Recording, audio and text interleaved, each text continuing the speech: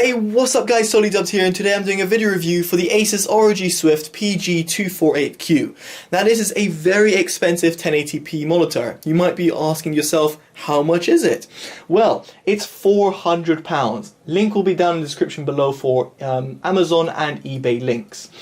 Now you might be wondering, why is it so expensive? Well, first of all, it's a 1080p monitor that runs at it runs at 1920 by 1080.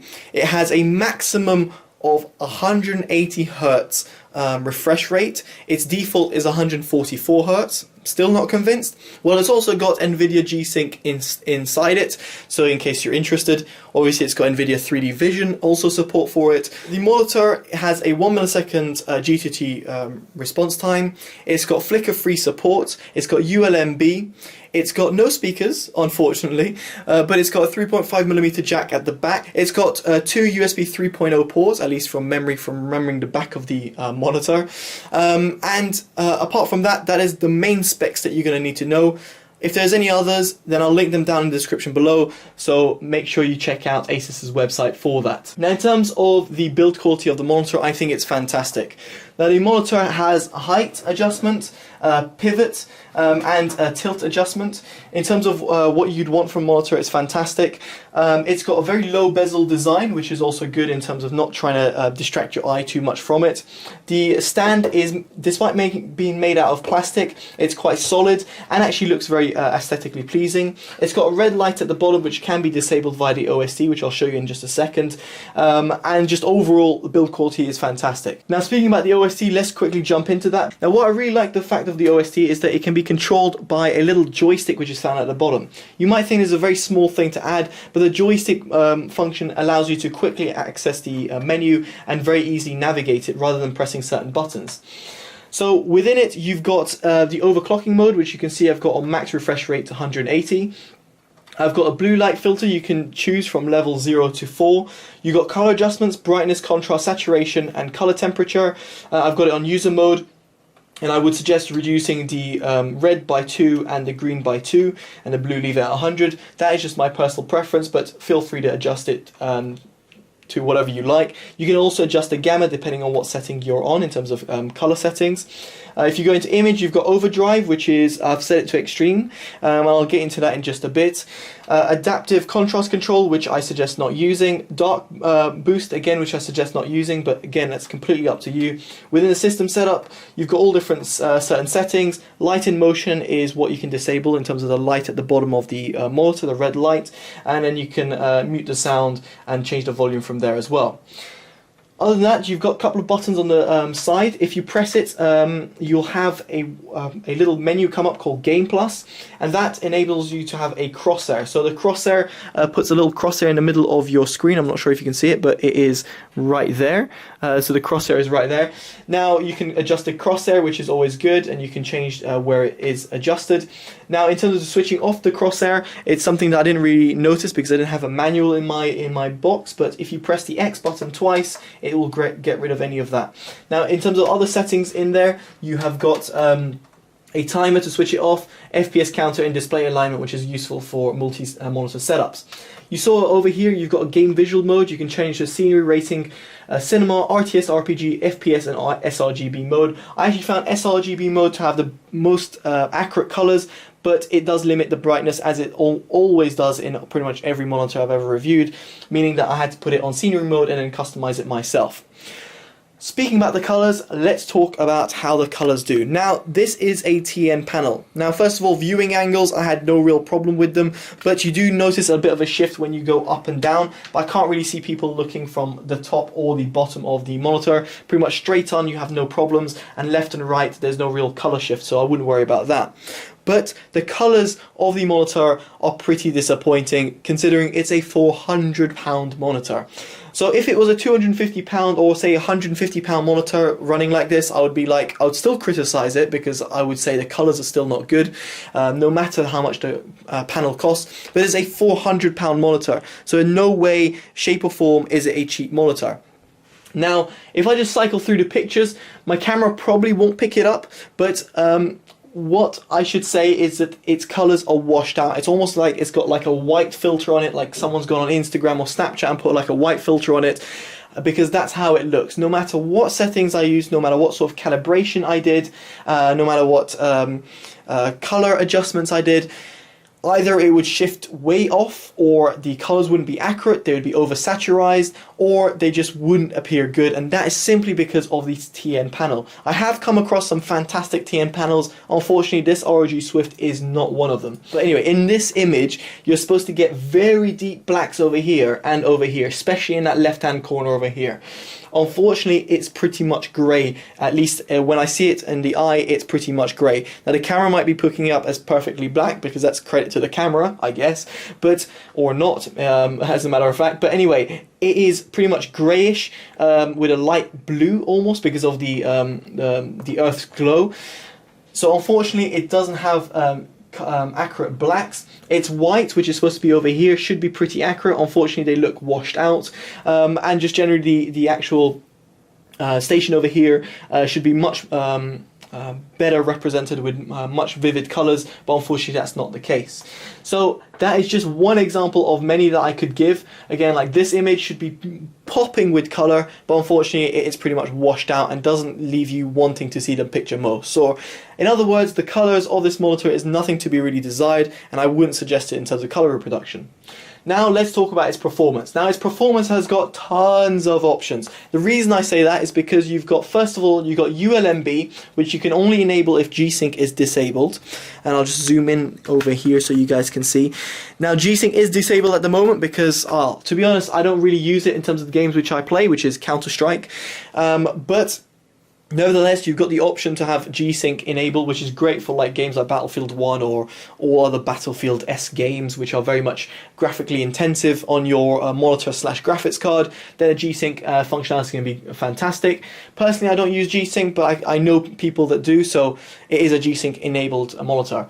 But for this purpose of the review, I haven't enabled G-Sync, simply because I don't need to in the game that I'm showing you, and also because I want to showcase its other features. Now you can see through the through NVIDIA panel, hopefully you can see you've got 180 Hz, 144, 120, 100, 85 and 60. So 180 Hz is the maximum refresh rate. So that's what I'm going to be reviewing it at, because it's really marketed as 180 Hz, or the only 180 Hz panel out there. Well, one of the only 180 Hz panels you can find. Now what I found is that 180 Hz, I noticed slight lines going through the screen. It was really weird to notice it, but I did notice it at certain points when looking at certain images. When I reduced down the overclock down to 160 or 170, I had no problem. So I have no idea what that is to cause, but anyway, if it was me and if I actually genuinely bought this monitor, which I wouldn't have in the first place due to its colors, I would have put it to 160 Hz or even 144 Hz and run it at that, rather than 180 Hz where I noticed the lines. Now you can customize the overclock and you can reduce it to 160 or 180, and right there I've just unticked the button and you can see it just reboots and basically disables the overclock, where you then have to go back into the NVIDIA control panel, wait for it to load up obviously, and then adjust it, because it defaults usually to 60 Hz. Well, now it's gone to 144, which is great, but usually it defaults to 60 Hz. So now I'm going to go on 100, and I'm actually going to go to 120 Hz because I want to show you the ULMB feature. Now ULMB can be enabled straight through the menu. If you go in to image, you can see ULMB. If you select it on, then you can change the ULMB pulse width. So that can be adjusted. Now ULMB is made for reducing motion blur, which is something I did notice. It does reduce motion blur at a really good amount. Even if you have if you had overdrive enabled, which you can't with ULMB, but if you had overdrive enabled, you would have noticed a bit of ghosting, and that's something I'm going to mention right now. So with ULMB disabled, you can change the overdrive. Now with overdrive on extreme, that is when you have the best sort of response time for the monitor, but that does also induce a lot of ghosting. And in this respect, I noticed a lot of ghosting present in the on the monitor. I'm not sure if you can see it, but while I'm moving that window around, there's a lot of ghosting going around the panel, which is quite disappointing. If I turn it off to off, then I don't notice that, but then I feel that the monitor just doesn't respond as crisply to my mouse movements.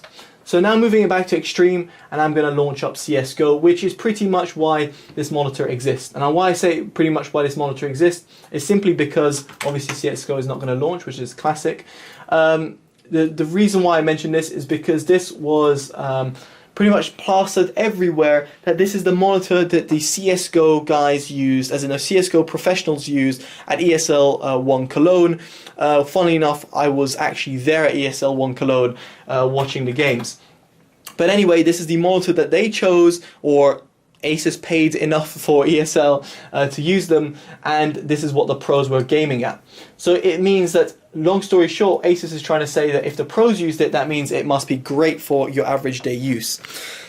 Which I would agree in terms of its performance, in terms of how well it responds, especially with overdrive enabled. But if you disable overdrive and you completely ignore the fact of you're using G-Sync, because you really don't need G-Sync when you're playing on Counter-Strike, then essentially you're paying a lot of money for a bad color reproduction monitor that costs £400. So it is not a cheap monitor. So now I'm just going to go to my favorite spot, not in D2, but as in my favorite spot in terms of testing the monitor, because you can try and see the ghosting. Now, I can't quite emphasize this enough. The colors are so washed out. I know, rip chicken. The colors are so washed out in this image. I know D2 Long very well, and unfortunately it looks so washed out in comparison to what I'm normally used to playing. Now, in terms of showing you the ghosting, I'm not sure you're going to be able to see, let alone from that NVIDIA control panel thing, but if I move around over here, maybe you'll be able to see a sort of color shift going up on that wall, and that's basically what happens with ghosting enabled, with overdrive enabled on extreme. However, on the plus side, you've got perfect responsiveness, which I think the input lag and the response time on the monitor really do shine over here. They're really fantastic. You've got very minimal input lag, and the response time on the monitor is really great due to overdrive being on extreme. However, if I bring down the overdrive down to off, I notice that the monitor is somewhat lazy. So if I put it on off, I'm not sure you're able to see the difference, but I'm just going to do it anyway. Going over here and then go on extreme, and suddenly it's a lot more responsive to my movements. So if you're going to be gaming on Counter-Strike on this game, and you're going to take going to take it seriously, then 100% put it on extreme. If not, then put it on off, because or else you'll notice ghosting even if you're on Windows, not even gaming or seeing fast movements. So that is a plus, but also a minus of the monitor, because consider it's £400, you'd expect it just to do a little bit better in terms of reducing that ghosting, but unfortunately it is there, even though it's a TN panel. Now, what do I think of the monitor regardless? Now, I'm running at, right now, 180 frames per second, which is perfect in terms of testing this monitor. As you saw, it was running at the 180 overclock. Right now, I think I'm running 120 on the 120 Hz because of the ULMB. If I just enabled ULMB over here, so I'm just going to go in there and enable it, suddenly you can see the motion blur is pretty much completely eliminated from that wall, and it's still very much responsive. You do notice a little bit of a shift still in terms of ghosting, but it's a lot less than on Overdrive Extreme, at least that's what I find.